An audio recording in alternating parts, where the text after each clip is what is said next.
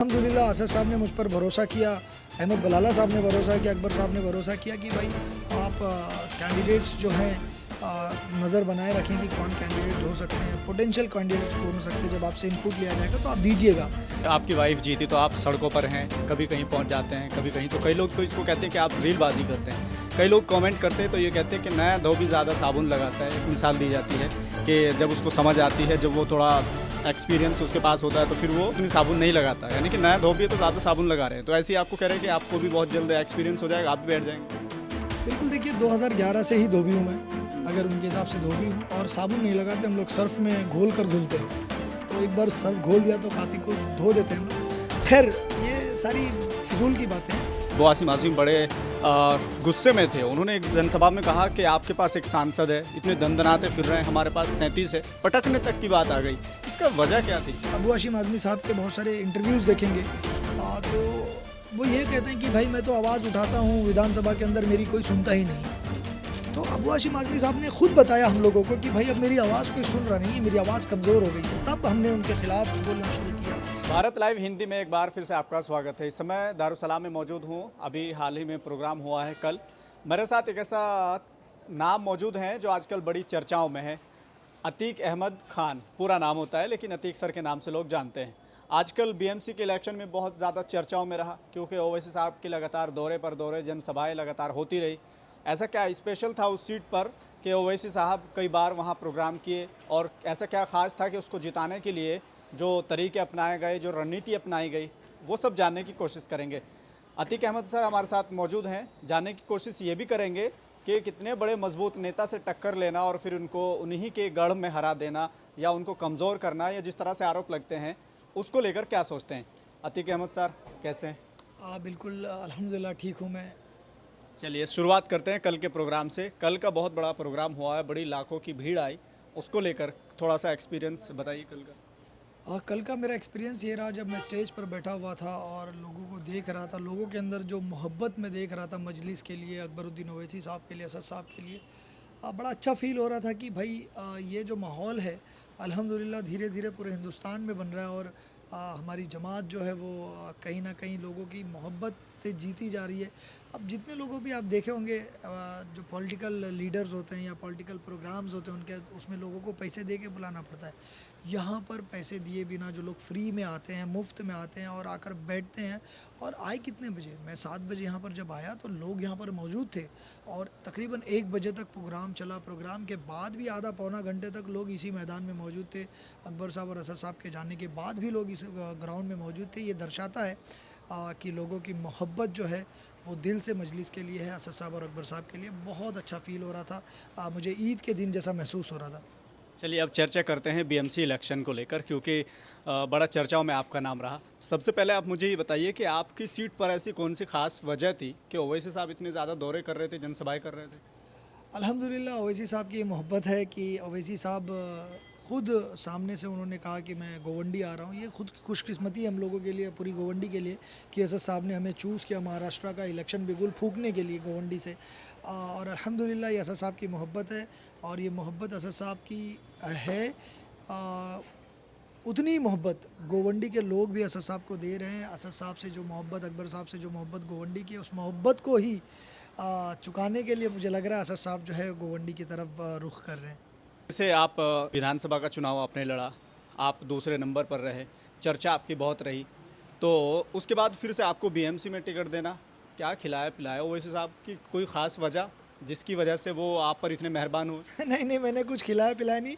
Even Asad साहब का मैंने उनके घर पर जाकर खाया है। और अल्हम्दुलिल्लाह असद साहब ने मुझ पर भरोसा किया, अहमद बलाला साहब ने भरोसा किया, अकबर साहब ने भरोसा किया कि भाई आप कैंडिडेट्स जो हैं नज़र बनाए रखें कि कौन कैंडिडेट्स हो सकते हैं, पोटेंशियल कैंडिडेट्स कौन हो सकते हैं। जब आपसे इनपुट लिया जाएगा तो आप दीजिएगा। तो कुछ कैंडिडेट्स के नाम मैंने भी दिया था असद साहब ने, और बलाला साहब ने उसकी स्क्रीनिंग की, इम्तियाज़ जलील साहब ने उसकी स्क्रीनिंग की, और अल्हम्दुलिल्लाह 8 में से 6 कैंडिडेट जीत कर आए। तो ये कुछ खिलाया पिलाया नहीं है मैंने, बस असद साहब की मोहब्बत है। खिलाया पिलाया मुझे असद साहब ने ही अपने घर पर बुलाकर, और असद साहब ने जो भरोसा दिखाया उसके लिए मैं उनका शुक्रगुज़ार हूँ। और अल्लाह का करोड़ों एहसान है, अल्लाह का करोड़ों एहसान है कि हम लोगों ने जो फ़ैसले लिए, वो अपने आप को ना देखते हुए जमात को और आवाम को, गोवंडी की आवाम को किस फ़ैसलों से बेहतर फ़ायदा मिल सकता है। तो आवाम और मजलिस के फ़ायदे के लिए हमने जो डिसीज़न लिया, अल्लाह ने उसको कबूल किया और अल्लाह ने एक अच्छा रिज़ल्ट हम लोगों को दिया। उसके लिए अल्लाह का शुक्रगुज़ार हूँ मैं, अल्लाह का करोड़ों एहसान है हम पर और हमारी पार्टी के लीडरान्स का एहसान है हम लोगों पर कि पार्टी हमारे ऊपर भरोसा कर रही है।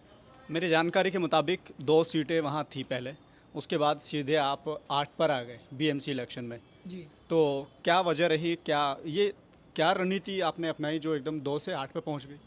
देखिए मुझे जितने दिनों से मैं राजनीतिक मेरा एक्सपीरियंस कम है, लेकिन जितना भी एक्सपीरियंस है मुझे ऐसा लगता है कि राजनीति में अगर आपको ज़िंदा रहना है तो आपको लोगों के बीच में रहना पड़ेगा। अब लोग ये समझ चुके हैं कि ग्रास रूट का आदमी कौन है। वो चीज़ हमने डिलीवर करने की कोशिश की। हमारी 8 सीटें थीं, उन 8 सीटों के ऊपर हम रेगुलर जनता के टच में रहे और लोगों का काम करने की कोशिश किया, जो काम नहीं हो सके उसके लिए भी जनता के बीच में रहे। तो मुझे ऐसा लगता है कि आने वाले वक्त में बीएमसी में अगर हम लोगों को और सीटें जीतनी है या विधानसभा में सीटें जीतनी है तो अब भी हम लोगों को अपने पैर ज़मीन पर रखने पड़ेंगे, आवाम के बीच में रहना पड़ेगा, उनके कड़वे सवालात के मीठे जवाब देने पड़ेंगे, उनके बताए गए काम। देखिए जनता कोई नहीं समझता कि कौन सा काम किसका है। आ, जनता को लगता है कि कभी-कभी एमपी को भी फ़ोन कर देते हैं जनता कि भाई हमारे पीछे की तरफ हो रही है, चाली टूट गई है। और जनता कभी-कभी ऐसे क्वेश्चंस नगर सेवकों से भी, कॉरपोरेटर से भी पूछती है जो कि एमएलए का स्फेयर हो या असेंबली का स्फेयर हो, स्टेट गवर्नमेंट का स्फेयर हो। तो जनता को नहीं इन सारी चीज़ों में पड़ना है। जनता ने आपको चुन कर दिया तो जनता को लगता है इनसे सवाल करना है। तो उसको सुनना, उसको मुस्कुरा कर उसका सही जवाब देना, अगर वो अपने स्फेयर का काम है तो काम करा कर देना, अपने स्फेयर का काम नहीं है तो जनता को समझाना कि ये मेरे दायरे में नहीं आता, लेकिन कोशिश करके जनता को रूट करना। क्योंकि एक आम आदमी डायरेक्ट मेंबर ऑफ पार्लियामेंट के साथ कनेक्ट होना या एमएलए के साथ कनेक्ट होना हमारे यहाँ तो नहीं होता। दारुसलाम का निज़ाम जो है मुंबई में नहीं है, तो वहाँ के एमएलएज जो हैं एक औरा बना कर रहते हैं। यहाँ तो सारे मैंने देखा है कि एमपी साहब खुद खुले में बैठते हैं और तमाम एमएलए को लेकर, कॉरपोरेटर्स को लेकर यहाँ पर बैठते हैं, जिसको भी मिलना है डायरेक्ट जाकर मिले। ये निज़ाम मुंबई में नहीं है। तो जब तक ये निज़ाम एमआईएम वहाँ पर नहीं आएगी, ये कायम नहीं होगा। एमआईएम आने के बाद ये निज़ाम कायम होगा तो जनता का डायरेक्ट संवाद जो है एमपी और एमएलए से भी होना शुरू हो जाएगा। लेकिन जब तक ये निज़ाम कायम नहीं होता तो कॉरपोरेटर्स को चाहिए कि भले वो एमएलए का काम जनता आपके पास लेकर आ रही है, एमपी का काम, तो आप रूट कीजिए, आप इनिशिएट कीजिए, आप फ़ोन लगाइए एमएलए साहब को, आप फ़ोन लगाइए एमपी साहब को और उनका काम करवा के दीजिए। तो कहीं जाकर हम लोग आगे तरक्की कर सकते हैं और आगे 8 सीटों को इंशाल्लाह 30 से 32 सीटों में कन्वर्ट कर सकते हैं। अब जैसे आपकी वाइफ जीती तो आप सड़कों पर हैं, कभी कहीं पहुंच जाते हैं, कभी कहीं, तो कई लोग तो इसको कहते हैं कि आप रीलबाजी करते हैं। कई लोग कमेंट करते हैं तो ये कहते हैं कि नया धोबी ज़्यादा साबुन लगाता है। एक मिसाल दी जाती है कि जब उसको समझ आती है, जब वो थोड़ा एक्सपीरियंस उसके पास होता है तो फिर वो उतनी साबुन नहीं लगाता, यानी कि नया धोबी है तो ज़्यादा साबुन लगा रहे हैं। तो ऐसे ही आपको कह रहे हैं कि आपको भी बहुत जल्द एक्सपीरियंस हो जाएगा, आप भी बैठ जाएंगे। बिल्कुल, देखिए 2011 से ही धोबी हूँ मैं, अगर उनके हिसाब से धोबी हूँ और साबुन नहीं लगाते हम लोग, सर्फ़ में घोल कर धुलते हैं। तो एक बार सर्फ़ घोल दिया तो काफ़ी कुछ धो देते हैं हम लोग। ख़ैर ये सारी फ़िज़ूल की बातें हैं। रील्स बनाने की जहाँ तक बात है, देखिए अभी हम लोगों को कंप्लेंट जो आ रही है, आम जनता जो है हम लोग मुलाकातें कर रहे हैं, अभी भी मिलते हैं। मेरा नंबर मुझे लगता है कि आधे से ज़्यादा गोवंडी के पास मेरा कॉन्टैक्ट नंबर है और दिन भर में 350-400 कॉल्स मैं अटेंड कर रहा हूँ। उसमें बहुत सारे कॉल्स मिस होते हैं जिसके लिए मुझे दुःख होता है कि भाई ये नहीं अटेंड कर पाया मैं, और बहुत सारे मिस कॉल्स भी दिख जाते हैं। लेकिन उसके बावजूद मैं लोगों को कहूँगा कि आप लोगों से हमारा संवाद है, लोगों से डायरेक्ट मिलना-जुलना है। तो जो जनता है ना जेन्युइन, वो जो कंप्लेंट्स करती है उसको हम लोग एड्रेस करने की कोशिश करते हैं। लेकिन कुछ ऐसे लोग हैं जिन्होंने इलेक्शन लड़ा, जिनको मजलिस से तकलीफ़ है, कुछ ऐसे लोग हैं जिनको अतीक से तकलीफ़ है, कुछ ऐसे लोग हैं जो हसद में आ गए हैं। ऐसे लोग क्या कर रहे हैं, छोटी-छोटी इश्यूज़ की वीडियोज़ बनाकर हम लोगों को टैग करवा रहे हैं और हम लोगों को भेज रहे हैं।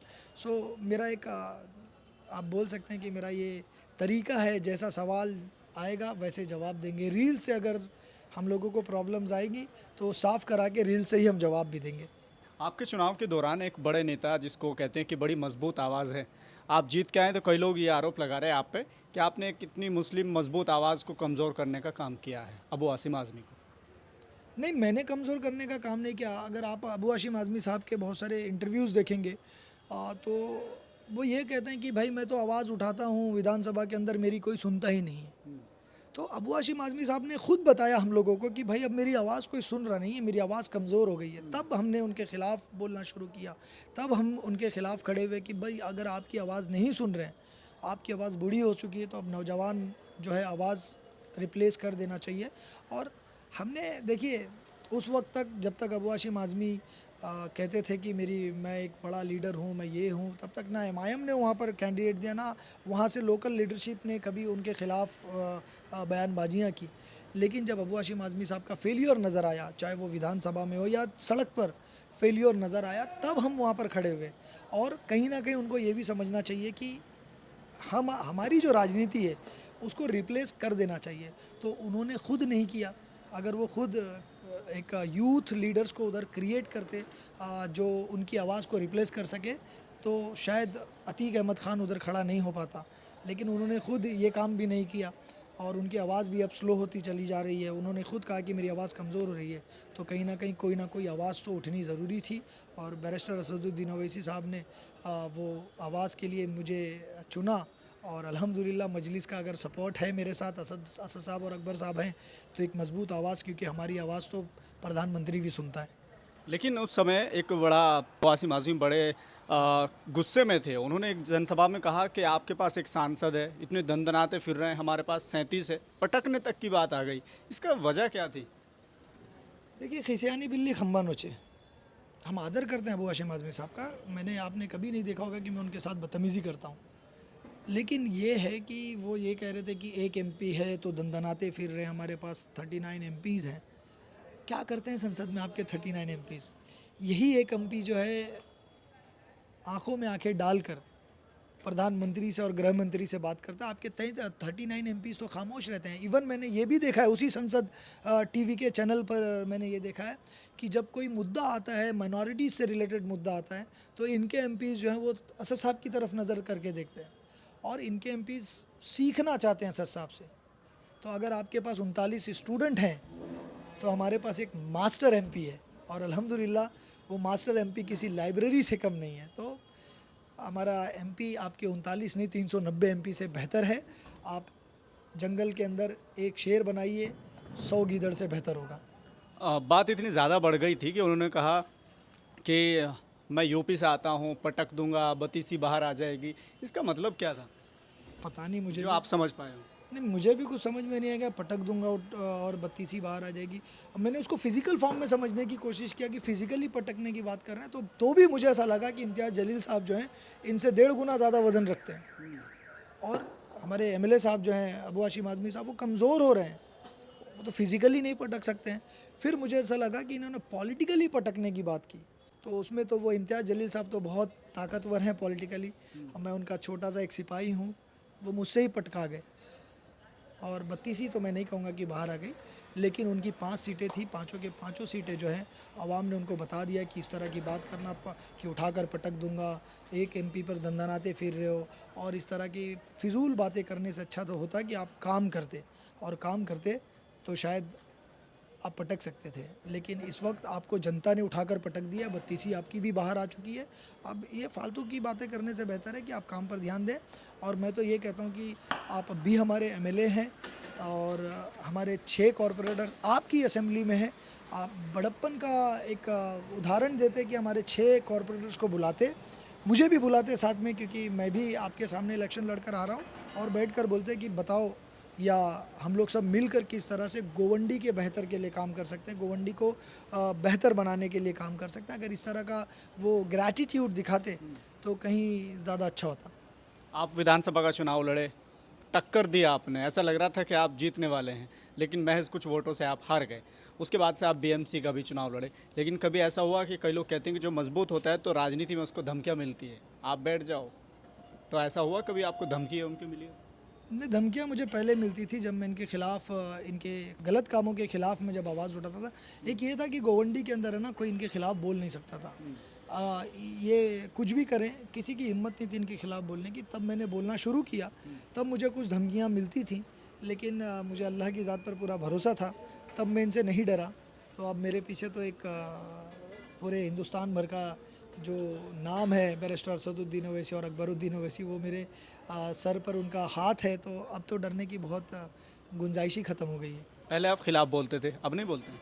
अब भी बोलता हूँ, लेकिन खिलाफ बोलने का भी एक तरीका होता है। उठाकर पटक दूंगा बदतमीज़ी की तरह, मैं कभी बात नहीं किया। मैंने जब भी संबोधित किया है उनको जनाब, एमएलए साहब, इसी तरह से मैं बोलता हूँ। और मैं ये मुझे मेरे वालिद ने ये तालीम दी है और मुझे अकबरुद्दीन ओवैसी साहब ने ये ताकीद की है। बीइंग एन पॉलिटिशियन, आप अगर विपक्ष के बारे में भी बात कर रहे हैं तो आप अपनी भाषा और अपनी तमीज़ को मत भूलिएगा। तो मैं उन सारी चीज़ों को, वालिद के मैसेज को और अकबरुद्दीन ओवैसी साहब की ताकीद को मैं ख्याल रखता हूँ और इज़्ज़त से ही मैं बोलता हूँ। हाँ, गलत कामों को पूरी ताकत से उठाता हूँ मैं कि ये तुम्हारे गलत काम है। एजुकेशन के फील्ड में आप काम करते थे, उसके बाद राजनीति में आए, नए नए आए थे तो शौक लगा होगा, जैसे अब जीत गए हैं, वाइफ आपकी जीत गई है, क्या अच्छा लगता था? नेताजी आपको लोग पुकारे या मास्टर जी या सर आपको कह के पुकारे, कौन सा अच्छा लगता? बिल्कुल मुझे सर अच्छा लगता है। और नेताजी? नेताजी बिल्कुल नहीं अच्छा लगता है। नेताजी, मुझे ऐसा फ़ील नहीं आता कि मैं पॉलिटिक्स में अब भी हूँ या मैंने इलेक्शन लड़ा या इलेक्शन कॉन्टेस्ट किया या मेरी वाइफ कॉरपोरेटर है, और आना भी नहीं चाहिए। अब भी मुझे ये पसंद है कि लोग मुझे सर बोलें और मैं अपने प्रोफेशन को बिल्कुल भी नहीं छोड़ा। अब भी मैं पढ़ाता हूँ। ये है कि पहले मैं 10-12 कोचिंग इंस्टीट्यूशंस में पढ़ाया करता था, अब मैं 2 या 3 कोचिंग इंस्टीट्यूशंस में ही जा पाता हूँ टाइम निकाल कर, ताकि वो जो लोग मुझे सर कहते हैं वो बरकरार रहे और बच्चों के साथ मेरा जो इंटरेक्शन है जिससे मुझे सुकून मिलता है वो बरकरार रहे। चलिए, बहुत बहुत शुक्रिया हमसे बात करने के लिए। अतीक अहमद सर हमारे साथ थे और कई मुद्दों पर बात हुई है। फ़िलहाल के लिए सिर्फ इतना ही। देखते रहिए भारत लाइव हिंदी।